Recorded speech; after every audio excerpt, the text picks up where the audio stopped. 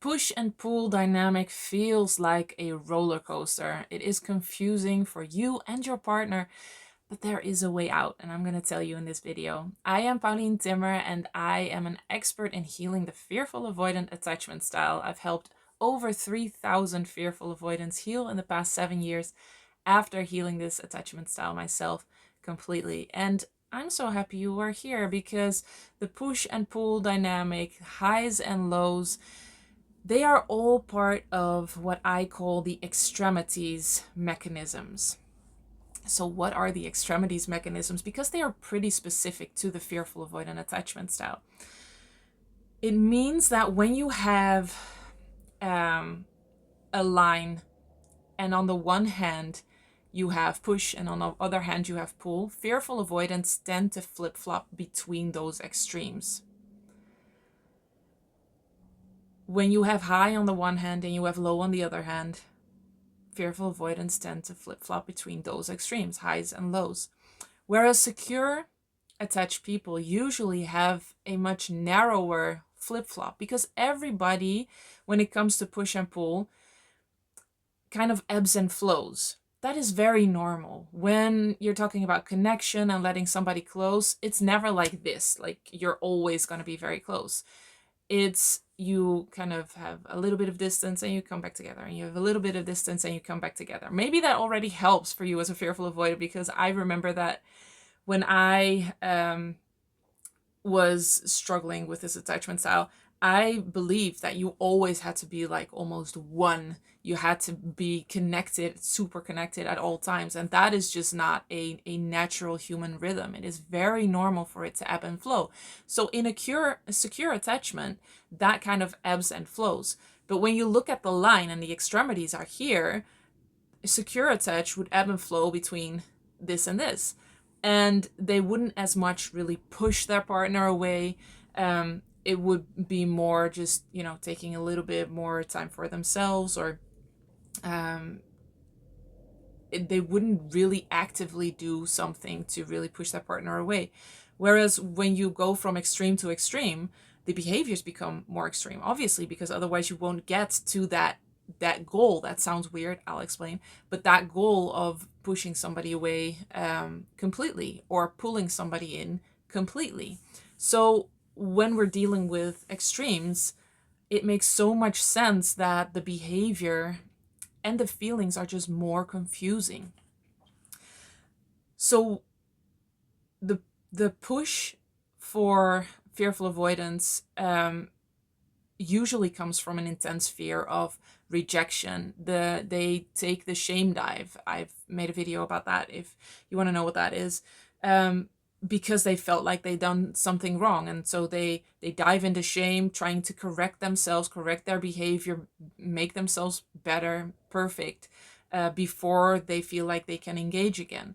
And the pull is this intense hunger for connection and approval, which can also give a sense of safety. So in both of the extremes, there is a sense of safety, which probably doesn't make sense to the secure mind, and even to the other insecure attachment styles, because very black and white, and generalizing, the anxious preoccupied usually only has like that pull feeling.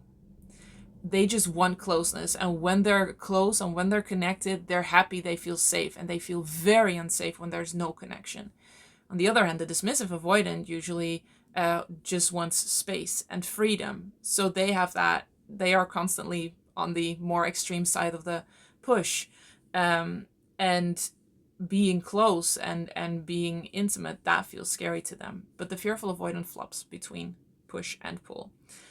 So why does this happen? Why does the fearful avoidant, out of all the attachment style, have these flip-flops the most between those two?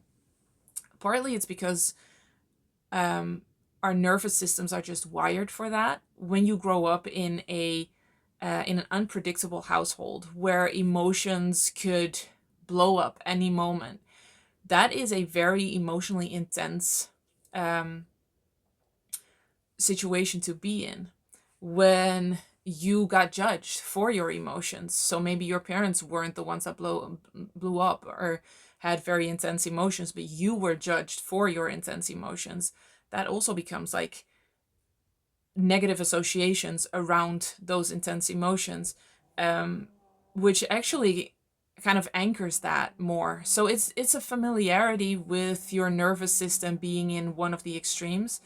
And it's also that my working theory is that a lot of fearful avoidants have more sensitively attuned nervous systems. And I don't want you to think that that's your fault. Like, oh, because I'm like sensitive or special or whatever, I have this attachment style. No, it definitely is trauma. And the only reason I name this is that having a sensitive nervous system is a gift. It's beautiful. You are able to experience a range of emotions not everybody is able to experience. But that can also mean that you have to take a little bit better care of yourself and of your nervous system because it kind of gets out of balance quicker. So those are two reasons. And also what drives this extremities is that for fearful avoidance, it's never enough. It's never enough. So they need 100% certainty. Whereas secure attached people almost never need 100% certainty. They are okay with some uncertainty. Fearful avoidants are not. And that causes very extreme flip-flops and extreme. You want to be in the extremes because in the extremes you feel 100% certainty. So in the pool 100%, it's like that person can't get close enough. You can't have enough approval. It's you just need everything. You need absolute certainty that they love you, that they're there for you, that they're never going to leave you. And anything less than 100% is not enough. And so that's why you flip to the extreme. And then in the push, you want 100% certainty that you're safe from rejection, from ridicule, from judgment. And so you just completely push away and shut down inside. There's a lot of mechanisms that make sure that you have that 100% certainty. It makes so much sense once you understand the fear brain and how the fearful avoidant attachment style plays out. So how do you get out of this? How do you work with this? I remember when I was explaining this to one of my very well-meaning therapists, she said, well, you just have to be aware of the moment you feel like pulling somebody in or pushing them away and then not do it. And I was like, yeah, you have no idea. You have no idea what's going on inside of me. Because this wasn't an awareness thing. It was just a reflex and it was deeply emotionally driven. And when you have a reflex that is deeply emotionally driven, this advice, again, very well intentioned, just doesn't work. It's like saying to somebody who is in a storm at sea, well, you just have to go with the waves. No, I cannot go with the waves. That feels like that would kill me. So you need to get out of the storm. So how do you get out of the storm? And this is where we get to the real key of stopping the push and pull dynamic, and that is neutrality. And neutrality means that you are able to stay in that middle zone. So this is something that secure attached people master. They naturally, not naturally, by nurture, know how to do this. They don't flip to those extremes. And staying in that middle zone, I mean, it kind of sounds okay, right? But for a fearful avoidant right now, that probably feels, if you would be in the middle zone, that feels not enough. It feels boring. It feels like it's just not satiating in a way. I don't know if that's the right word, but that makes sense for now. But when you heal, it doesn't mean that that will feel that way. So being in that neutrality is not by willpower. You don't get there by willpower or by awareness. That is pretty much impossible in the fearful avoidant attachment style. The way to get there is to release the drivers of both extremes. And what I see a lot in people in therapy and coaches, again, very well-meaning, is that they work on the push dynamic. They work on the why do you push people away? How can we stop you from pushing people away? But when you only work on one extreme and the other extreme is untouched, because a lot of people believe that pulling somebody in is the good thing to do, you will still flip-flop between the extremes, because you can't bring this one to the middle and leave that one there. It will always then just flip between extremes. And so what you need to do is release both extremes, that intense emotional hunger and need for approval and safety on that extreme, and the feeling of fear and threat that is the driver of you going to the other extreme. But you need to release the drivers of both extremes to be able to get in the middle in neutrality. And one of the actually few tools that I know that are able to do this, are able to help you with it without needing any willpower, without needing any just awareness and then choose something different, is the emotional freedom technique. I talk about that in a lot of my videos. I have videos where I show you how to tap, and we tap together. Really do watch that. Just try it out. But that tool is just amazing for fearful avoidance in general, but especially also to get out of these extremities and to release these emotional drivers. EFT helps you process. It helps you really release it from the body, because you can understand it with your mind like no other. You have a very analytical mind. You can really see patterns. You're very smart usually. So it's not a mind thing. It is a body thing, and it needs to be released from the body. And EFT can do that. By the way, if you want a video on neutrality, let me know. It's on my list. I'll probably make it anyway, but let me know if you want that, and I'll bump it up on the list. So if you're watching this and you're a partner of a fearful avoidant, I can understand that you're watching this thinking, what do I do with this push and pull? It is maddening, it is confusing, and it is. I completely understand that. And even though the fearful avoidant themselves it's best if they release these drivers that make it extreme, but you can do things. So let me explain. First of all, be the calm in the storm. They have a really hard time with that neutrality. So be the neutrality for them if you can. I am not saying you have to do this. I am not saying you have to be like a perfect partner to a fearful avoidant that is probably wounded and therefore has confusing behavior. It is confusing, but I'm assuming that you are in a relationship with a fearful avoidant and you want to be there for them. And that you can do that by being the calm in the storm and being the neutrality that they have a really hard time finding.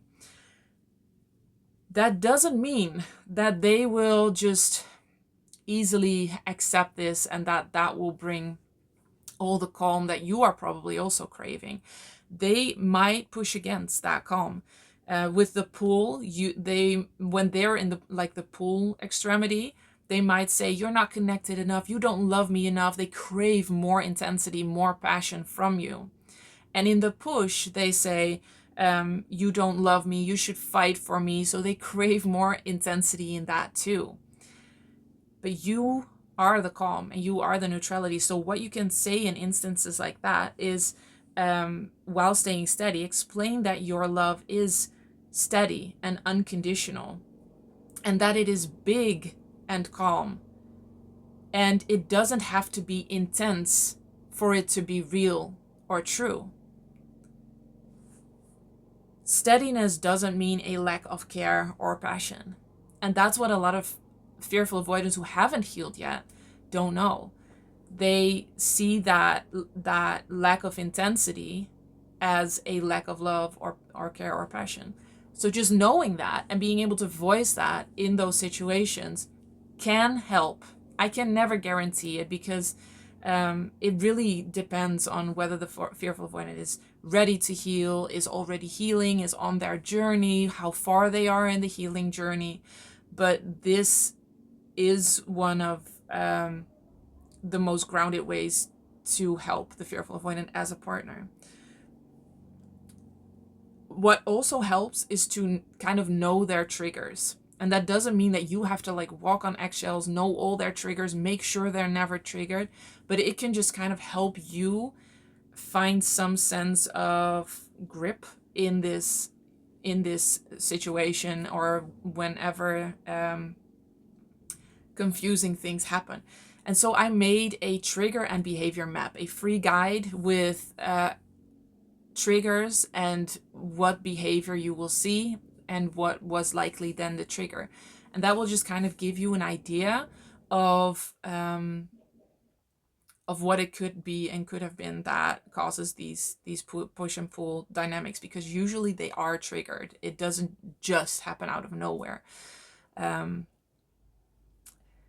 So when you've, back to you being the fearful avoidant, when you've healed this and you've mastered neutrality,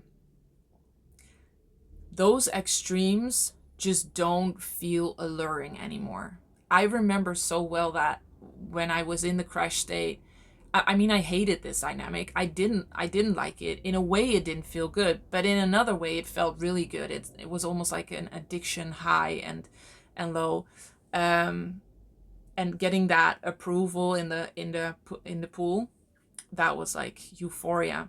And now I just can't even imagine really chasing that. It feels a little bit empty almost. It does not feel nourishing or satiating. So neutrality for you now, if you hear this word, or imagine being in that middle zone and not having that intensity anymore, it can feel like, that's boring. I just don't want that. I don't want to live the rest of my life without feeling intensely. And it's not that you don't feel intensely anymore, but instead of intensity driven by fear, it just becomes a very rich feeling. You will still have your full range of emotions, and probably even more so than when you're in a crash state, because then everything is driven by fear. It's just grounded in calm, and that amplifies the feeling because you're not trying to hold it or resist it. Oh, I could talk about this for hours too. So let me know if you want that video on neutrality, because it really is a key way to find that calm and get out of the fearful avoidant attachment style. I'm really curious what you've got out of this video. Please let me know in the comments below. I always read the comments. I'm so grateful for you watching this, being here, learning about yourself. I really hope that this video and all other videos give you the insights that make you see that you're not broken, you're not weird, you can absolutely heal this, and you deserve calm and deserve to feel how much love you deserve. So thank you for being here, and I will see you in the next one. Healed and Happy is a tailor-made online program where me and my team personally guide you through healing the roots of a fearful avoidant attachment style.